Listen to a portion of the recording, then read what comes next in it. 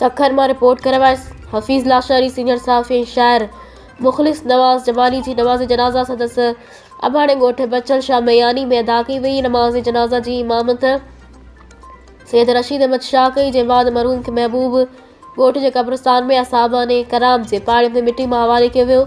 नमाज जनाजा में Sukkur national press club registered जे सीनियर सहाफ़िन साहिल जोगी के बी शेख ताज रिंद प्राग शर्मा मोहम्मद अयूब पीरजादो ऐं ॿियनि उहिदेदारनि कैमरामैननि ऐं कलमकार सहाफ़िन वॾे अंग में शिरकत कई। मरहूम मोहम्मद नवाज़ जमाली सीनियर सहाफ़ी हुअण सां गॾु रोज़ानी सुकार या न्यूज़ एडिटर पिणु हुआ।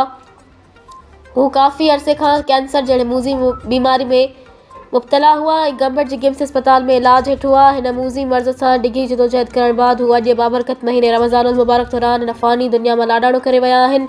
संदन जनाज़े लाॾाणे जी ख़बर मिलंदे ई साफ़ी बिरादरी जा केतिरा ई माण्हू संदन घर पहुता ऐं मरहूम जी मग़फ़िरत दर्जन जी बुलंदी ऐं पोयरनि सां ताज़ियत सबर जमील जी दुआ कई पई वञे। अल्लाह ताला मरहूम खे जन्नतुल फिरदौस में आला मक़ाम अता फ़रमाए।